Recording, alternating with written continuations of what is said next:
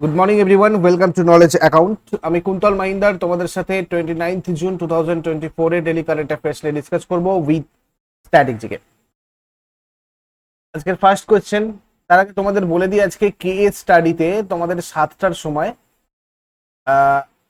আমি যে weekly current অ্যাফেয়ার্সটা publish করি, আজকে 7টার সময় তোমাদের ওখানে পাবলিশ করা হবে না, ওটা আজকে 8:30টার সময় তোমাদের পাবলিশ হবে। ঠিক আছে, 8:30 AM এ তোমাদের উইকলি কারেন্ট অ্যাফেয়ার্স যেটা হয় প্রত্যেক সপ্তাহে শনিবার, সেটা কে স্টাডিতে আজকে 8:30টার সময় পাবলিশ হবে।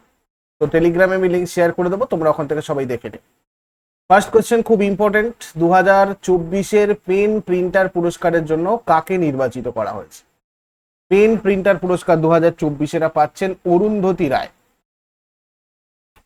বুকার পুরস্কার বিজয়ী অরুন্ধতী রায় তার সাহসী এবং অদম্য লেখার জন্য 2024 সালের এই পেন প্রিন্টার সাহিত্য পুরস্কারে জন্য নির্বাচিত হয়েছে। অক্টোবরে ইংল্যান্ডের লন্ডনে অনুষ্ঠিতব্য একটা অনুষ্ঠানে অরুন্ধতী রায় তার পুরস্কার গ্রহণ করবেন। অরুন্ধতী রায় সম্পর্কে আমাদের অনেকটাই জেনে রাখা উচিত, কেননা এনাকে নিয়ে কিন্তু প্রচুর প্রশ্ন হয় পরীক্ষাতে। তার মধ্যে সব থেকে বেশিবার যে প্রশ্নটা আসে সেটা হচ্ছে the god of small things, কেননা এটার জন্য তিনি 1997 সালে বুকার পুরস্কার পেয়েছিলেন এবং ইনি হচ্ছেন প্রথম ভারতীয় অরুন্ধতী রায় যিনি the god of small things এর জন্য 1997 সালে বুকার পুরস্কারটা পেয়েছিলেন। খুব ভালো করে মনে রাখবে, এখনো প্রচুর পরীক্ষাতে এটা কিন্তু রিপিট হয়। National film award for best screenplay 1988-এ পেয়েছেন, বুকার প্রাইজ 1997, এটা অলরেডি বললাম। সিডনি পিস প্রাইজ পেয়েছিলেন 2004-এ, অরওয়েল অ্যাওয়ার্ড 2004-এ, নরম্যান মেলার প্রাইজ 2011-তে। আর এই পেন প্রিন্টার অ্যাওয়ার্ডটা দেখে নাও, পেন মানে হচ্ছে পোয়েট, প্লেরাইট, এডিটার্স, এসেইস্ট আর নোভেলিস্ট।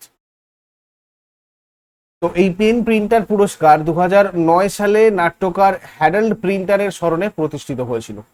হ্যারল্ড প্রিন্টার ইনি গ্রেট ব্রিটেনের নাগরিক ছিলেন, 2005 সালে সাহিত্যে নোবেল পুরস্কার জিতেছিলেন। বার্ষিক পুরস্কারটা এমন একজন লেখককে দেওয়া হয় যিনি যুক্তরাজ্য, আয়ারল্যান্ড, প্রজাতন্ত্র বা কমনওয়েলথের বাসিন্দা। এই পুরস্কারটা অসামান্য সাহিত্যিক যোগ্যতা লেখকদের দেওয়া হয় যারা তাদের কিছু অনিচ্ছু দৃষ্টিতে বিশ্বের দিকে নজর রেখেছেন। এই পুরস্কারটা ইংরেজি ভাষার লেখকদের দেওয়া হয় যারা নাটক, কবিতা, প্রবন্ধ বা কথা সাহিত্যে অসামান্য সাহিত্যকর্ম করেন।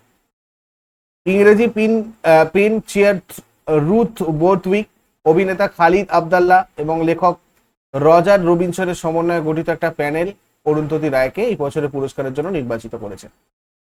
তারপরে কোন দেশটি 100তম দেশ হয়ে উঠেছে আন্তর্জাতিক সৌরজোট পূর্ণ সদস্য হিসাবে? আন্তর্জাতিক সৌরজোটের পূর্ণ সদস্য হিসাবে যোগদান করেছে 100তম দেশ হিসাবে কোনটা? প্যারাগুয়ে। প্যারাগুয়ে আন্তর্জাতিক সৌরজোটে পূর্ণ সদস্য হিসাবে যোগদানকারী 100তম দেশ হয়ে উঠেছে। প্যারাগুয়ে সম্পর্কে যদি আমরা দেখি, রাজধানী হচ্ছে তোমার অসুনকিয়ন, মুদ্রা গুয়ারানি, রাষ্ট্রপতি সান্তিয়াগো পেনা।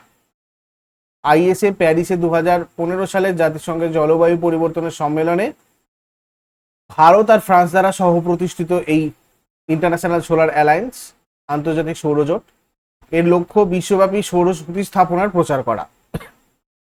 নেক্সট পয়েন্টে যাওয়ার আগে তোমাদের আমি বলে দিই, নলেজ অ্যাকাউন্ট অফিসিয়াল অ্যাপে 21 জুলাই থেকে তোমাদের আর্যভট্ট ম্যাথের ফাউন্ডেশন ব্যাচ 3 প্রো স্টার্ট হচ্ছে। যারা এসএসসি বা রেলওয়ে পরীক্ষার জন্য প্রস্তুতি নিচ্ছ, ডাব্লিউবিপিএসসি ছাড়া, তারাও কিন্তু এই ব্যাচে জয়েন করতে পারবে। তোমাদের পিওয়াইকিউ এবং টাইপ ধরে এখানে ক্লাস হবে। লঞ্চ অফার প্রাইস রয়েছে, এটা চাইলে তোমরা 30 জুনের আগে যদি জয়েন করতে পারো সেক্ষেত্রে তোমরা এই লঞ্চ অফার প্রাইসগুলো পেয়ে যাবে। এছাড়াও ইংলিশ ফাউন্ডেশন ব্যাচ 4 রয়েছে এপি ফ্যানি, এখানেও তোমাদের এসএসসি বা পিএসসি, ডাব্লিউবিপি সবাই এটাতে জয়েন করতে পারো। বেসিক থেকে পিওয়াইকিউ ধরে ধরে তোমাদের ক্লাস হবে। আর পরমাণু, এটা জেনারেল স্টাডিজের মানে জেনারেল সায়েন্সের ফাউন্ডেশন ব্যাচ, এটাও তোমার 20 জুলাই থেকে স্টার্ট হচ্ছে। কম্পিউটার, ইভিএস, ফিজিক্স, কেমিস্ট্রি, বায়োলজির পুরো একদম যা যা জিনিস আছে ইন ডিটেলস তোমাদের সাথে এখানে আলোচনা করে উইথ পিওয়াইকিউস, এসএসসি, রেলওয়ে, ঠিক আছে। এছাড়া তো পিএসসি, ডাব্লিউবিপি রয়েছে, তো এটাতেও তোমরা জয়েন করতে পারো। রেলওয়ে ফাউন্ডেশন ব্যাচ রয়েছে বুলেট, এসএসসি ফাউন্ডেশন ব্যাচ রয়েছে প্রাপ্তি, সবই তোমাদের চ্যাপ্টার ধরে ধরে details class with test series এখানে হবে। এসএসসি রেলওয়ে কম্বো ব্যাচও রয়েছে। তো এগুলি সবকটা লঞ্চ অফার প্রাইস যেগুলো আছে 30শে জুন পর্যন্ত তোমাদের ভ্যালিড, তার মধ্যেই তোমাদেরকে জয়েন করলে লঞ্চ অফার প্রাইসে তোমরা জয়েন করতে পারবে। এছাড়া WBPSC ক্লার্কশিপের প্রিলিয়ার মেন পরীক্ষায় PSC 23 কুপন কোডটা ইউজ করলে তোমরা অলরেডি 980-তে 30 জুনের আগে জয়েন করতে পারো, লাস্ট চান্স। আর এখানে WBP24 কুপন কোডটা ইউজ করলে তোমরা কিন্তু 30 জুনের মধ্যে এখানে 880-তে জয়েন করতে পারো, এটাই লাস্ট চান্স। ওকে, 30 জুনের ভেতরে। বিশদে জানার জন্য এই নাম্বারে হোয়াটসঅ্যাপ অথবা কল করে নিন। 3 নম্বর প্রশ্ন, উত্তরপ্রদেশের প্রথম বায়োপ্লাস্টিক পার্ক কোন জায়গায় স্থাপন করা হবে? First bioplastic park of Uttar Pradesh, এটা করা হবে কোথায়? লখিমপুর খেরি। উত্তরপ্রদেশের যোগী আদিত্যনাথ সরকার রাজ্যে পেট্রোলিয়াম ডেরিভেটিভস ভিত্তিক প্লাস্টিক পণ্যগুলোর দ্বারা সৃষ্ট পরিবেশ দূষণের সমস্যা মোকাবিলার জন্য রাজ্যে একটা বায়োপ্লাস্টিক পার্ক স্থাপনের সিদ্ধান্ত নিয়েছে। এটা কোথায় স্থাপন করা হবে? 1000 হেক্টর জমিতে তৈরি করা বায়োপ্লাস্টিক পার্কটা লখিমপুর খেরি জেলার গোকর্ণনাথ তহসিলের কুম্বি গ্রামে তৈরি করা হবে। 2000 কোটি টাকা আনুমানিক ব্যয় এটা তৈরি করা হবে। আর রাজ্য ভিত্তিক বলরামপুর চিনি মিল প্রস্তাবিত বায়োপ্লাস্টিক পার্কটা নির্মাণ করবে। বায়োপ্লাস্টিক পার্কের সুবিধা কি দেখো, বায়োপ্লাস্টিক পেট্রোলিয়াম ভিত্তিক প্লাস্টিক প্রতিস্থাপন করবে। পেট্রোলিয়াম ভিত্তিক প্লাস্টিকের জায়গায় বায়োপ্লাস্টিকটা আসবে, যেটা পরিবেশ দূষণ কমাবে অনেক।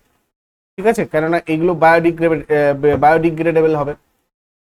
এটা রাজ্যে কর্মসংস্থান সৃষ্টি করবে অনেক। আনুষঙ্গিক ইউনিটগুলোর সুযোগ তৈরি করে স্থানীয় এলাকার অর্থনৈতিক আরো চাঙ্গা করবে। আর এই পার্কটা প্লাস্টিক সম্পর্কিত বিভিন্ন প্রযুক্তির বিকাশ আর অধ্যয়নের উপর ফোকাস করবে, যেটা প্লাস্টিকের কার্যকর ব্যবহার আর পুনর্ব্যবহারের জন্য নতুন প্রযুক্তির বিকাশকে উৎসাহিত করবে। বায়োডিগ্রেডেবল মানে কি একবার সেটাও বলে দিই তোমাদের। জৈবিক ক্রিয়া দ্বারা বিয়োজিত পদার্থগুলোকে বলা হয় বায়োডিগ্রেডেবল। বায়োডিগ্রেডেবল বর্জ্যের অবক্ষয় প্রক্রিয়াটা খুব দ্রুত হয়। এর বর্জ্যগুলো পচনশীল আর জীবাণুগুলো দ্বারা ক্ষয়সাধন করা হয়। বায়োডিগ্রেডেবল বর্জ্য জৈব রাসায়নিক চক্রের অংশ হয়ে যায় এবং দ্রুত নতুন যৌগ উৎপাদনে অংশগ্রহণ করে। এটা এই বায়োডিগ্রেডেবল বর্জ্য শক্তি তোমার সার, কম্পোস্ট, বায়োগ্যাস এইসব উৎপাদন করতে ইউজ করা হয়। তারপরে ইন্টেলিজেন্স ব্যুরোর চিফের নাম কি, যিনি সম্প্রতি 1 বছরের জন্য পুনর্নিযুক্ত হয়েছে? ইন্টেলিজেন্স ব্যুরোর চিফের নাম হচ্ছে তপন কুমার ডেকা, যিনি আবারও 1 বছরের জন্য পুনর্নিযুক্ত হলেন। IPS তপন কুমার ডেকা 30শে জুন 2024 থেকে আরো 1 বছরের ইন্টেলিজেন্স ব্যুরোর চিফ হিসাবে থাকছেন। গঠিত হয় ইন্টেলিজেন্স ব্যুরো 1887-তে। এর হেডকোয়ার্টার নিউ দিল্লিতে রয়েছে। তারপরে ভারত সম্প্রতি কোন দেশের নাগরিকদের জন্য মেডিকেল ভিসা সুবিধা চালু করার ঘোষণা করেছে? বাংলাদেশে মেডিকেল ভিসা সুবিধা চালু করার ঘোষণা করেছে। ভারতের চিকিৎসার জন্য ভারতে আসা বাংলাদেশি নাগরিকদের জন্য এই মেডিকেল ভিসা সুবিধা চালু করবে। বাংলাদেশের প্রধানমন্ত্রী শেখ হাসিনা রয়েছেন, রাষ্ট্রপতি মোহাম্মদ শাহাবুদ্দিন, রাজধানী ঢাকা, মুদ্রা বাংলাদেশি টাকা, সরকারি ভাষা বাংলা। জাতীয় খেলা কবাডি 1972 সালে বাংলাদেশের জাতীয় খেলা হিসেবে এটা গৃহীত হয়। কবাডি বাংলাদেশে হাডুডু নামেও পরিচিত। তো সেই হিসেবে আমরা হাডুডুও বলতে পারি। জাতীয় পাখি ওরিয়েন্টাল ম্যাকপাই রবিন, জাতীয় ফল কাঁঠাল, জাতীয় গাছ আম, জাতীয় পশু রয়্যাল বেঙ্গল টাইগার, সর্বোচ্চ শিখর ক্রিওক্রাডং, দীর্ঘতম নদী সুরমা, আর সংসদ জাতীয় সংসদ Bengali. Micro small medium enterprise দিবস প্রতি বছর 27শে জুন পালন করা হয়। প্রথম এই MSME দিবসটা কবে পালন করা হয়েছিল? 2017 সালে প্রথম পালন করা হয়েছিল। মাইক্রো স্মল মিডিয়াম এন্টারপ্রাইজ দিবস প্রতি বছর 27শে জুন পালন করা হয়। এই দিবসটা একটা দেশের অর্থনৈতিক উন্নয়ন এবং কর্মসংস্থান সৃষ্টিতে MSME সেক্টরের অবদানকে তুলে ধরে। 2024-এর theme MSMEs and the SDG। তারপরে কোন রাজ্য সরকার স্কুল শিক্ষা এবং উচ্চশিক্ষার পাঠ্যসূচিতে ভগবান রাম আর কৃষ্ণের অর্জনগুলো অন্তর্ভুক্ত করার সিদ্ধান্ত করেছে, করার কথা ঘোষণা করেছে? তো এটা করছে মধ্যপ্রদেশ। মধ্যপ্রদেশের বর্তমান মুখ্যমন্ত্রী হচ্ছেন আমাদের ডক্টর মোহন যাদব। রাজ্যপাল বঙ্গভাই চাগানভাই প্যাটেল। ন্যাশনাল পার্ক বান্ধবগড়, কানহা, পান্না, সাতপুরা, মাধব, সঞ্জয়, পেঞ্চ, বনবিহার, ফসিল সেগুলো। চাওয়ারা, মাটকি, আদা, খাদা নাচ, ফুলপাতি, গ্রিদা ডান্স, সেলালার্কি, সেলাবাদনী এগুলো হচ্ছে এখানকার ফোক ডান্সেস। লোকরং উৎসব, তেজাজি, খাজুরাহো ফেস্টিভ্যাল খুব গুরুত্বপূর্ণ। আর বইগা, বিল বাড়িয়া, তারপরে বীরহোর, গোন্ড, কাটকারি, খাড়িয়া, খোন, কোল, মুড়িয়া, কোরকু, মাওয়াসি, পারধান, সাহারিয়া এগুলো সব এখানকার উপজাতি। ন্যাশনাল অ্যান্টি ডোপিং এজেন্সি বা নাডার দ্বারা পুনরায় সাসপেন্ড হয়েছেন কে? রিসেন্টলি বজরং পুনিয়া আবার সাসপেন্ড হয়েছেন নাডার দ্বারা। ইনি একজন ভারতীয় ফ্রি স্টাইল কুস্তিগির, যিনি 65 কেজি ওজন বিভাগে প্রতিদ্বন্দ্বিতা করেন। 2020 টোকিও অলিম্পিকে ব্রোঞ্জ জিতেছিলেন। তো এই বজরং পুনিয়াই একমাত্র ভারতীয় কুস্তিগির যিনি বিশ্ব কুস্তি চ্যাম্পিয়নশিপে 4টে পদক জিতেছেন। অর্জুন পুরস্কার 2015-তে পেয়েছেন, পদ্মশ্রী 2019, রাজীব গান্ধী খেলরত্ন 2019। এখানে এটা 8টা হবে, ঠিক আছে। FICCI ইন্ডিয়া স্পোর্টস অ্যাওয়ার্ড 2020-তে পেয়েছেন। তারপরে কোন রাজ্য সরকার প্রতিটা জেলায় PM কলেজ অফ এক্সেলেন্স প্রতিষ্ঠা করবে? PM কলেজ অফ এক্সেলেন্স এটা প্রতিষ্ঠা করবে মধ্যপ্রদেশ। মধ্যপ্রদেশ মুখ্যমন্ত্রী ডক্টর মোহন যাদব রাজ্যের প্রত্যেকটা জেলায় prime minister college of excellence প্রতিষ্ঠার কথা ঘোষণা করেছে। কলেজগুলো রাজ্যের 55টা জেলায় প্রতিষ্ঠিত হবে। জাতীয় শিক্ষানীতির অধীনে মধ্যপ্রদেশ সরকার রাজ্যের সমস্ত জেলায় একটি প্রধানমন্ত্রী এক্সেলেন্স কলেজ প্রতিষ্ঠার অনুমোদন দিয়েছে। তারপর 2024 সালের ব্রিক্স গেমসে ভারত মোট কতগুলো পদক জিতেছে? ব্রিক্স গেমসে ভারত টোটাল জিতেছে 29টা পদক। এই ব্রিক্স গেমস 2024-এ ভারত 3টে সোনা, 6টা রূপো আর 20টা ব্রোঞ্জ সহ মোট 29টা পদক জিতেছে। রাশিয়া 266টা সোনার পদক নিয়ে পদক তালিকায় একদম শীর্ষে রয়েছে। বেলারুশ আর চীন দ্বিতীয় আর তৃতীয়তে রয়েছে। আর 2024-এ ব্রিক্স গেমস রাশিয়ার কাজানে অনুষ্ঠিত হয়েছিল, এটাও মনে রাখবে। তারপর আগের দিনের হোমওয়ার্ক সবাই দেখে নাও। এরোপ্লেন বায়ুমণ্ডলে কোন স্তর দিয়ে সাধারণত এটা হয়ে যাবে স্ট্র্যাটোস্ফিয়ার। আর কোন শিলায় জীবাশ্ম দেখতে পাওয়া যায়? এর উত্তর হয়ে যাবে পাললিক শিলা। আজকে তোমাদের জন্য প্রশ্ন থাকবে ত্রাসের নদী নামে পরিচিত কোন নদী, আর কোপাই কোন নদীর উপনদী? এই দুটো আমাকে শেষকালে কমেন্টে অ্যান্সার করো। চট করে আগের দিনের গুলো কুইক রিভাইজ করে নেবো। যারা যারা লাইভে রয়েছে অ্যান্সার করার চেষ্টা করো। 28শে জুন 2024-এর প্রশ্ন আমাদের কি ছিল? বিশ্বের প্রথম কোথায় এশিয়ান কিং ভালচার বা লাল মাথার শকুনদের জন্য সংরক্ষণ আর প্রজনন কেন্দ্র স্থাপিত হতে চলেছে? তো এটা হচ্ছে কোথায়? উত্তরপ্রদেশে। কে প্রফেশনাল গলফ ট্যুর অফ ইন্ডিয়ার সভাপতি হিসাবে নির্বাচিত হয়েছেন? সরি, কপিল দেব। ভারতীয় সশস্ত্র বাহিনী কোন শাখার জন্য DRDO medium range microwave obscurant chaff rocket তৈরি করেছে? ভারতীয় নৌবাহিনী। ইন্ডিয়া বুলিয়ান জুয়েলার্স অ্যাসোসিয়েশনের সহ সভাপতি পদে কে নিযুক্ত হলেন? অক্ষ মোহিত কম্বোজ। স্মার্ট ওয়েলথ নামে ডিজিটাল ইনভেস্টমেন্ট প্ল্যাটফর্ম লঞ্চ করেছে কোন ব্যাংক? HDFC bank. বিশ্বের প্রাচীনতম উইপোকার ডিবি পাওয়া গেছে কোথায়? দক্ষিণ Africa.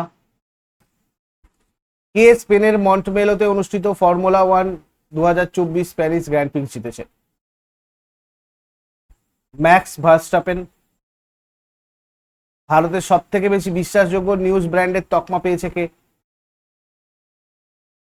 Times of India. Netaji Subhas Chandra Bose Setu কোন রাজ্যের দীর্ঘতম সেতু? ঝাড়খণ্ড। ভারত কোন দেশে নতুন কনসুলেট খোলার কথা ঘোষণা করেছে? বাংলাদেশ। এগুলো ছিল তোমাদের আগের দিনের প্রশ্ন। আশা করি সবার জন্য এটা ইউজফুল হয়েছে। যদি ইউজফুল বলে মনে হয় অবশ্যই সবাই লাইক করো, বন্ধুদের সাথে শেয়ার করো। আর যারা নতুন রয়েছে প্রতিদিন সকাল 6টার সময় ঠিক একই রকম ভাবে প্রত্যেক দিন কারেন্ট অ্যাফেয়ার্সের আপডেট পাওয়ার জন্য নলেজ অ্যাকাউন্টকে সাবস্ক্রাইব করে বেল আইকন প্রেস করে অলে ক্লিক করে নাও। Thank you so much. Next ক্লাসে আবার সবার সাথে কথা হচ্ছে। Have a great day, take care.